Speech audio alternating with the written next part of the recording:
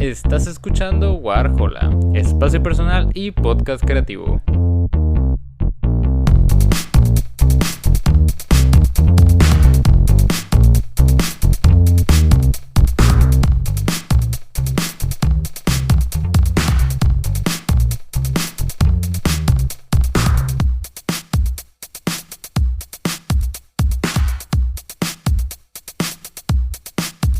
Muy buenas a todos, bienvenidos a un nuevo episodio de Warhola. Y en esta ocasión, ese I sonó bien raro. En esta ocasión estoy muy emocionado, genuinamente emocionado, porque vamos a estar hablando sobre X o X, la nueva película producida por A24 y dirigida por Ty West y protagonizada por Mia Goth, Kid Cudi, Jenna Ortega y etcétera. Pues sí, hace 2 días tuve la oportunidad de por fin ver esta película. Y aunque cuando se anunció no estaba tan emocionado por el proyecto, pese a su trama, su productora y su corto elenco, pues conforme fueron estrenando esta película en festivales y como fueron saliendo las primeras críticas, pues me vi... Bueno, digamos que mi interés por esta película fue creciendo. Y pues nada, por fin tuve la oportunidad de verla y puedo decir que la espera valió la pena. Antes que nada voy a tratar de dividir este episodio en 2 secciones. La primera siendo una sección sin spoilers, porque pues sé que hay mucha gente que no ha visto esta película, principalmente porque en Latinoamérica no la han estrenado, no la han distribuido. Y pues sí, ¿no? Va a haber una primera parte sin spoilers, una segunda parte ya con spoilers, pero voy a avisar con anticipación para que pues, la gente que no quiera saber más o menos qué onda, pues se aleje, salga de este episodio y pueda regresar cuando ya haya visto la película, o pueden continuar, ¿no? Como ya habíamos manejado anteriormente. Y pues nada, primeramente, ¿de qué trata X o X de A24? Pues en X seguimos a un grupo de filmación de una película porno. Esta película está ubicada en los 70s. Y pues este grupo, este crew de filmación, se embarca en un viaje hacia una granja para filmar su próxima película para adultos.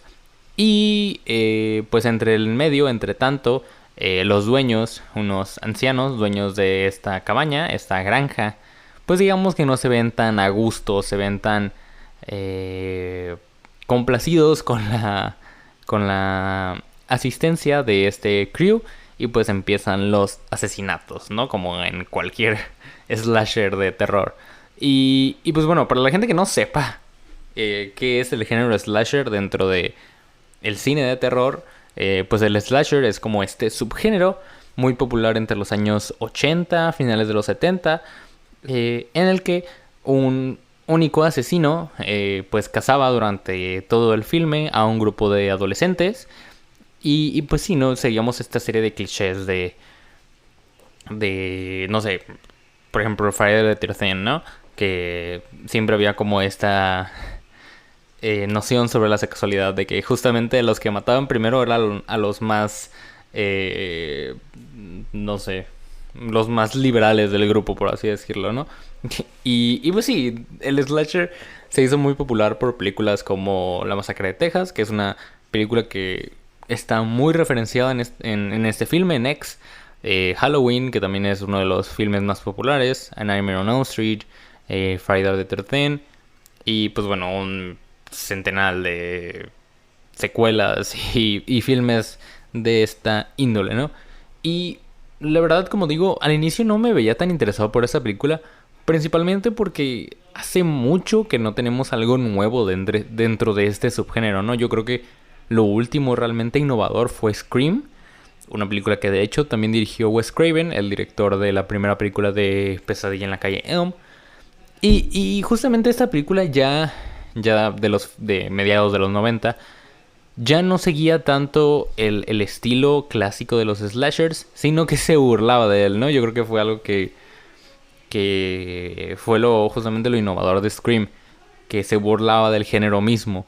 Posteriormente, pues la misma saga cayó en estos clichés de las secuelas innecesarias, pero pues teniendo esa referencia de que lo último nuevo y realmente refrescante dentro del subgénero fue de mediados de los 90, pues es curioso y es un poco extraño ver que alguien pues quiera entrar, ¿no?, de nuevo a ese subgénero ya en mediados de los 2020, ¿no? Entonces, pues sí, pero había leído por ahí que Ty West, el director, pues ya lleva buen tiempo dentro del género de terror, no tal cual en el slasher, pero sí en el género de terror. Y pues eso me dio cierta calma, ¿no? Entonces, y pues bueno, también el hecho de que fue producida por A24, que justamente fue algo que me llamó mucho la atención, porque A24 no es de hacer terror tan como tan clásico. O sea, yo creo que A24 ha sido uno de los pilares del cine de terror moderno, en el sentido de ser de presentar generalmente propuestas nuevas y jugar con este género, ¿no? O sea, por ejemplo, Midsommar, que teníamos, si bien era una película de terror, pues no teníamos prácticamente escenas de terror en la noche, ¿no? Que también fue algo de lo que hizo uso el marketing de la película. No sé, Hereditary, The Witch, The Lighthouse, que manejaba más un terror psicológico, un terror mitológico, un terror más complejo, más abstracto. Pues es curioso que la misma productora haya aceptado y haya querido producir un proyecto más gráfico, más clásico y más de una estructura ya establecida como lo es el slasher, ¿no? Porque, como digo, pues es un género que conforme fueron pasando los años, se fue haciendo como más estricto y más predecible sobre todo, ¿no? O sea, teníamos pues ya sabíamos qué esperar, ¿no? O sea, el hecho de los clichés que también aquí aparecen un poquito. Por ejemplo, en los personajes. Tenemos aquí, por ejemplo, un afroamericano que generalmente en el slasher clásico pues era el primero que se moría. El comic relief, este personaje que generalmente está haciendo chistes, también muere. El personaje de la rubia, que también suele ser un personaje bastante medio silly, medio tonto, que también muere. No sé, o sea, ese tipo de estereotipos en el cine de terror, ¿no? Y si bien aquí aparecen, creo que el acierto que tiene esta película es que no es tanto el hecho de que se burle de ellos, sino que sabe aprovecharlo. Me dio mucho la sensación a como lo que hace Cabin in the Woods. Que Cabin in the Woods es más como una forma de aprovecharse de los clichés del cine de terror en general. Pero aquí nada más pues recaemos en el cine slasher, ¿no? Cuando empecé ya a ver esta película, cuando pasé el primer tramo, la verdad es que no estaba como tan interesado. O sea, durante la primera mitad de la película pues tenemos la introducción de los personajes, conocemos a Mia Goth, esta wannabe de actriz porno, que tiene como este monólogo interno, ¿no? De querer ser una estrella. Conocemos al resto del crew. Tenemos aquí también el cliché del niño bueno de lentes. Tenemos el cliché de como también su contraparte femenina, ¿no? La niña buena, no sé. Era un cliché de los slashers muy extraño. Como digo, el personaje afroamericano, el personaje rubio, etcétera, etcétera, etcétera. Y cuando por fin la película llega a la granja, pues se nos presentan a los villanos. Pero lo que aquí fue bastante interesante, y lo que yo creo que a partir de aquí fue donde empecé a notar que la película era diferente y que íbamos para un lado muy distinto, era el hecho de que hay un trasfondo, güey. O sea, perdón a la gente que escuche esto y no le gusta que le digan güey, pero hay un trasfondo. O sea, justamente los villanos, antes de que empiecen su propia matanza, hay un trasfondo y los llegamos a conocer un poquito más, ¿no? O sea, llegamos a saber el por qué están en el punto en el que están. Conocemos un poquito de su pasado. Conocemos cuál es como la conexión que ellos tienen con nuestros protagonistas, especialmente con el personaje de Maxine, del personaje de Mia Goth. Y eso me gustó mucho porque, como digo, en el slasher clásico, y todo tomándolo desde referencia del slasher clásico, esto no existía. O sea, tú veías The Texas Chainsaw Massacre o La Masacre de Texas, y o sea, no te importaba cuál era el trasfondo de esta familia caníbal, o sea, detrás de esta familia caníbal, sino simplemente el hecho de ver que mataran, el entretenimiento detrás, ¿no? Y también la película nunca se daba como el tiempo y no le tomaba importancia a darle un trasfondo a estos personajes y decir, oye, pues ¿por qué mata, no? como que simplemente asumían de que, pues, güey, están locos. O sea, necesitas una explicación más allá de eso. Pues bueno, Freddy Krueger sí tenía un trasfondo, por así decirlo, pero pues el güey era un cabrón. Y fuera de eso, pues por ejemplo Michael Myers o Jason Voorhees, pues no tenían un trasfondo tal cual, o sea, eran personajes dañados mentalmente y esa era la manera de los guionistas de resolver este este problema, ¿no? De, pues, ¿por qué matan? Pues, es que están malitos, güey. Y aquí no, o sea, sí, los personajes, los villanos están malitos, pero hay un trasfondo detrás y llegas a conocer un poquito de sus razones para hacer de esta manera. Y eso me gustó mucho, el hecho de justamente tomarse este tiempo y que sea algo que afecta a la película y que le da un peso diferente, ¿no? Porque pues la película en realidad no es larga, dura alrededor de hora 40, lo voy a decirlo, lo más o menos estándar dentro de una película de terror. Entonces, que se le dedicara el tiempo a esto me gustó mucho, ¿no? También, siguiendo hablando, continuando, continuando hablando, es que siento que suena raro.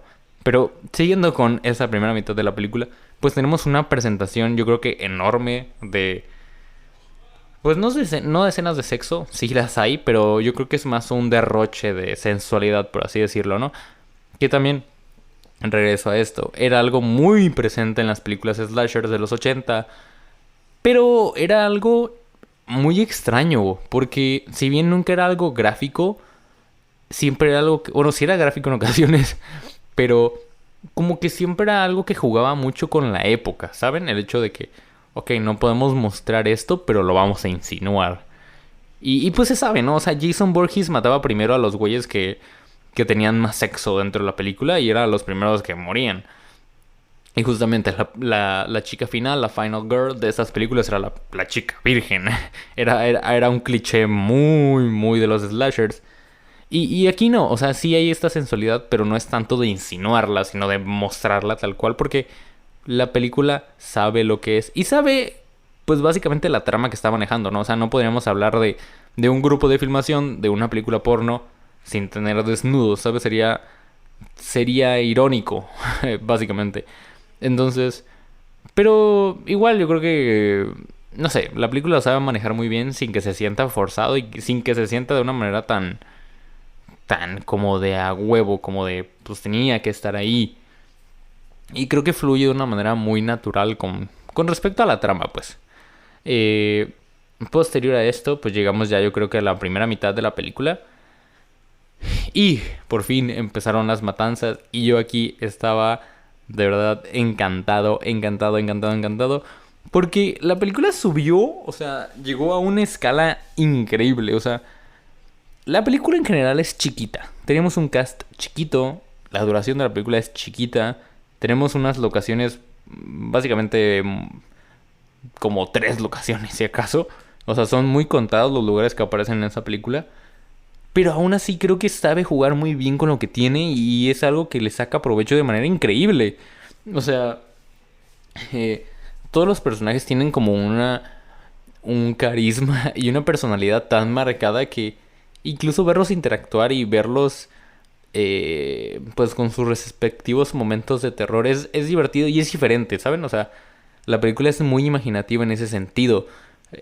Con respecto a las muertes, como digo, si bien estamos restringidos por el hecho de que es un lugar tan pequeño, la película sabe aprovechar esos lugares y sabe ir metiendo de poquito en poquito guiños de, pues güey, podemos aprovechar esto, podemos usar esto, podemos matar a alguien de esta manera. Es bastante imaginativo en ese sentido. Y no sé si sea algo del director, porque si bien he leído que Ty West ya es un director bastante, pues no de renombre, pero sí ya de muy de nicho dentro del cine de terror, pues esto es lo primero que veo yo de él y creo que es lo primero que él aborda dentro del género slasher. Entonces, pues me pareció un guiño bastante entretenido eso, ¿no? O sea, que no cae como en algo tedioso, sino que siempre hay una manera de sacarle la vuelta y ser bastante imaginativo con respecto a las muertes. Eh, Creo que... No sé si ya sea el momento de hablar con spoilers, pero pues antes de entrar, disfruté mucho el resto de la película. O sea, la película maneja un humor bastante... medio humor negro, medio... no sé, no es complicado, pero es un humor medio bastante inteligente. O sea, hay una manera de, como digo, de aprovechar los recursos que es muy interesante. Y pues no sé, hay cosas que me dieron risa por el simple hecho de que son graciosas. Y está muy bueno eso. En esta película creo que no lo había notado y me di cuenta muy tarde dentro de la película. Mia Goth interpreta tanto a la protagonista como a la villana, a esta Pearl. Y me gustó mucho, ¿eh? O sea, porque son personajes muy distintos que si bien tienen una backstory similar, que es lo que termina conectando a estos personajes, pues se nota mucho cómo la ejecución de cada personaje pues, es diferente, ¿no? O sea, esta perspectiva de Maxine, por ejemplo, que quiere ser una pornstar superestrella, y de esta Pearl, una mujer bailarina que ve sus sueños opacados por la vida mundana y cotidiana de la granja. Pues es un contraste muy marcado y cómo Mia Goth lo desenvuelve y lo ejecuta, creo que es un acierto bastante bueno y que justamente resalta por lo que digo, ¿no? O sea, tenemos un cast de que 10, 15 personajes y el hecho de que si bien el cast es chiquito, sepa desarrollarse y sepa ejecutar a esos personajes de una manera tan buena, me parece que es increíble y es algo de aplaudir de cada uno, ¿no? Yo creo que con esto podemos oficialmente inaugurar la sección de spoilers. Para terminar, la verdad es que sí recomendaría esta película, sin duda alguna. Tú, persona que no ha visto esta película y no va a continuar el capítulo por los spoilers, digo que sí, o sea, merece la vista completamente. Independientemente de si te gusta o no el cine de terror o si te gusta o no el cine slasher, creo que vas a pasar un divertido momento más que nada. Y pues sí, yo me la pasé bastante bien. Y pues bueno, vamos a la sección de... Así que no digan que no les avisé con anticipación. Eh, Hablando concretamente del guión, como digo, me gusta mucho cómo se juega con todo. O sea, la película empieza con esta escena de ya la granja hecha un desastre, con chorros de sangre por todos lados, con una hacha clavada en el suelo, con números de cuerpos que no se muestran de quiénes son, pero sabes que están ahí, con un número de cuerpos incontable, no sé, con una puesta en escena ya desastrosa. Y la película realmente empieza en eso. O sea, esa es la primera escena. Y posterior a ello tenemos un mensaje que dice 24 horas antes. Es decir, toda la película sucede en un día.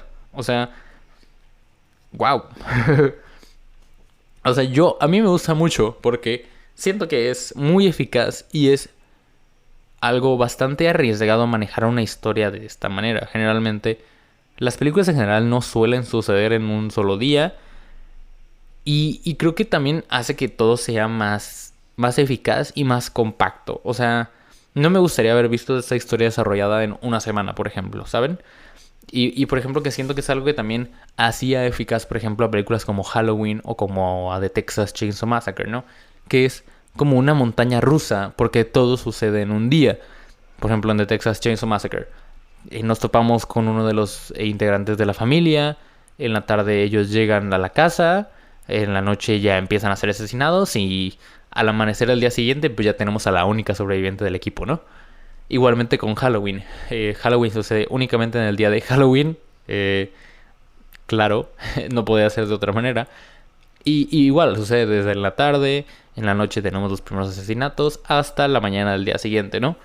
Entonces creo que el hecho de esto, creo que, como digo, le suma un peso bastante grande a la película. Y hace que todo funcione muchísimo mejor y de una manera tan sutil, pero no acelerada, ¿no? Ni acelerada ni lenta, sobre todo, porque pues no podríamos tener una película de terror lenta con estos tipos de historia y de personajes, ¿no? Voy a proceder a tomar café. Esto se volvió un ASMR. Y, y sí, me gustó mucho eso. Ese inicio. Y como digo, me gustó el trasfondo, el hecho de conectar, de hilar de alguna manera a nuestra protagonista con nuestra villana. Y es algo que la verdad no habría visto venir. O sea, como digo, no se suele hacer esto de darle un trasfondo, como de darle una explicación o de darle un background, una backstory a nuestros villanos.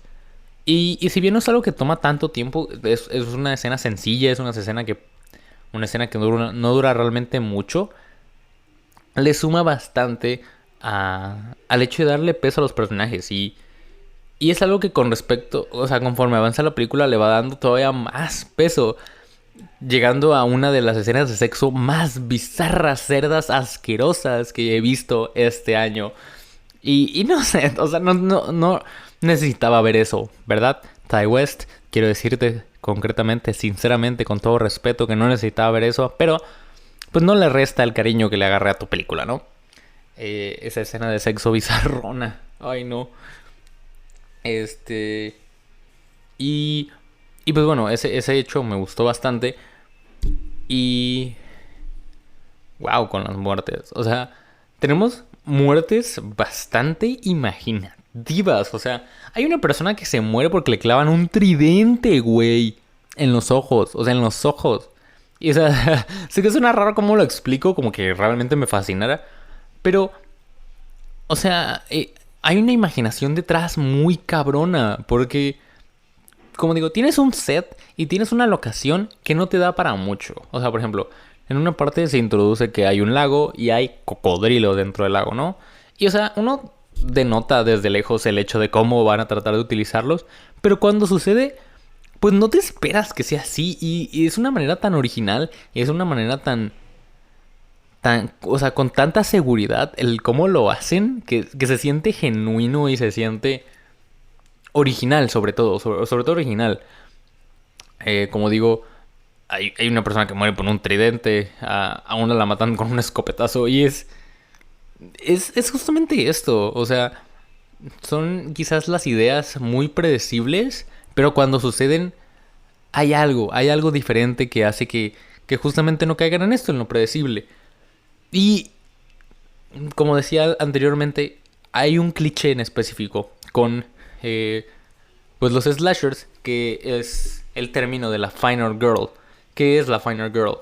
La Final Girl es, pues siempre generalmente tenemos un grupo de adolescentes y pues siempre hay como el estereotipo, ¿no? De la niña buena, que es tranquila, que... Ajá, básicamente.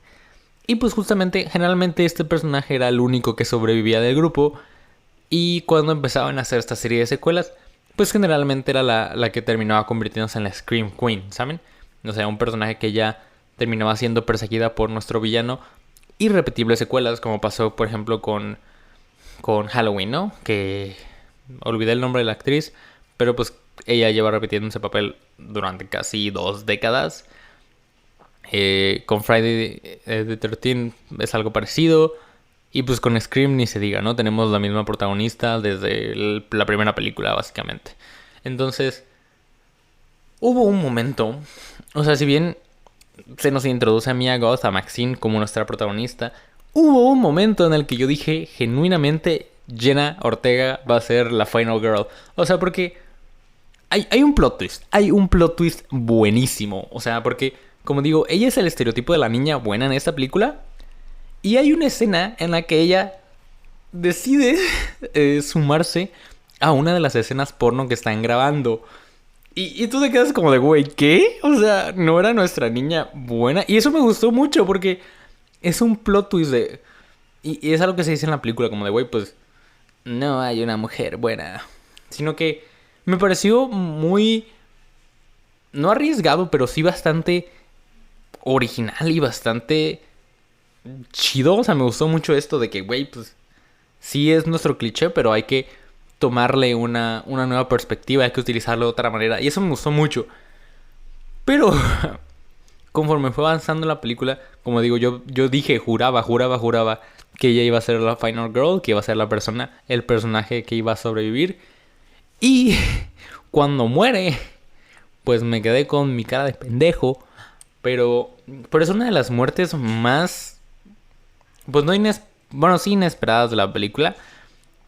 Pero cómo sucede es una escena bastante caótica y sí, es una escena bastante caótica. Eh, Iba a decir algo más.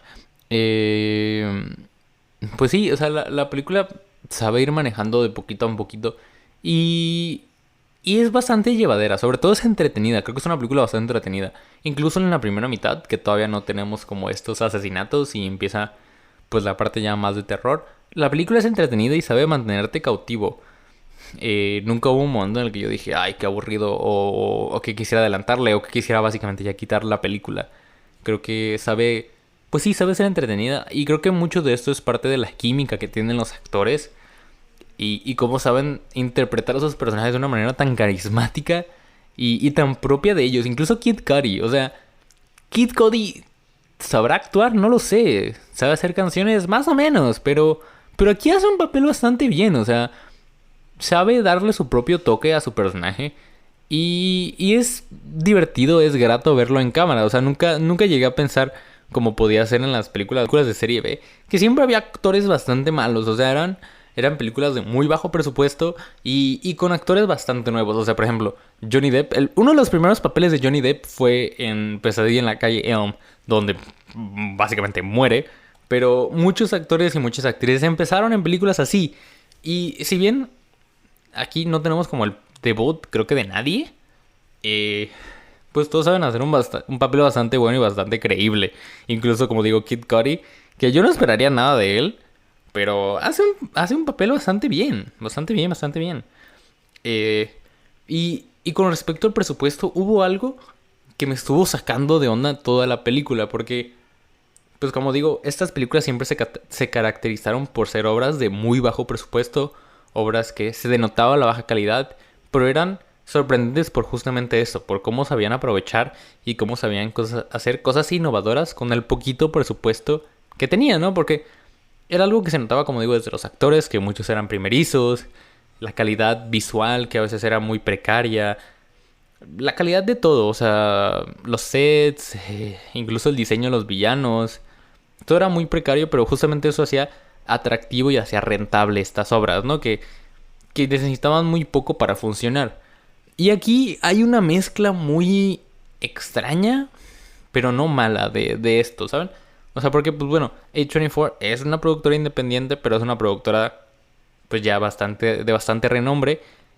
Y, y hay como una mezcla entre justamente esto, entre el cine independiente y el cine de serie B.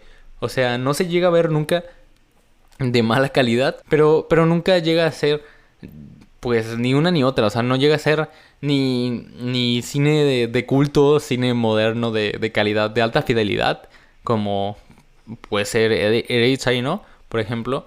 Pero tampoco es cine de serie B. Es una mezcla muy rara y toda la película me dio esa sensación.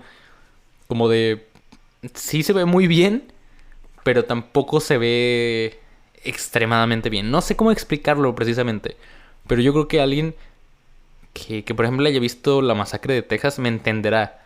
O sea, hay una mezcla, porque justamente se ve que trataron de hacer esto, de no ser como, pues bueno, tenemos el presupuesto más grande del mundo y se va a notar en la producción, sino que hay un amor por este, por este tipo de estilo. O sea, hay un estilo visual y de producción detrás muy a los slasher. Me recordó mucho, por ejemplo, lo que hacían los White Stripes. Los White Stripes ya existieron en la época donde la calidad de audio era muy buena, pero ellos eran de grabar en cassettes justamente para obtener esta mala calidad de audio. Lo sentí como algo muy parecido a esto. Ya para llegar casi al final, puedo decir con toda firmeza, con toda felicidad, que aquí no hay ni un screamer.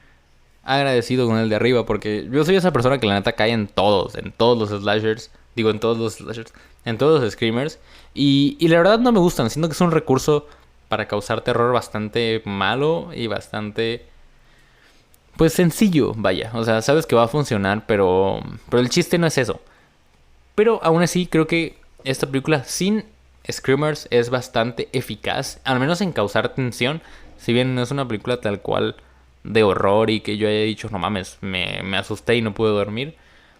Pues es una película que sabe manejar la tensión bastante bien y bastante old school, ¿saben? Es mucho de, ok, tenemos una escena de terror, vamos a quitarle la música. Y eso me gusta mucho, ¿saben? Se nota mucho que Ty West es un amante de este cine y que sabe cómo se hacen las cosas, pero no las replica, ¿no? O sea, sabe las bases, pero sabe usarlas a su manera y es algo que yo aprecié mucho. Y sobre todo aprecié esto, ¿no? Como digo, a mí no me gustan los screamers y el hecho de no tenerlos creo que es un punto a favor de la película y que le da justamente esta originalidad de la que hablábamos hace rato. Y pues nada, ¿qué más puedo decir de X? Creo que es una de las propuestas más interesantes que hemos tenido en los últimos meses con respecto al cine de terror.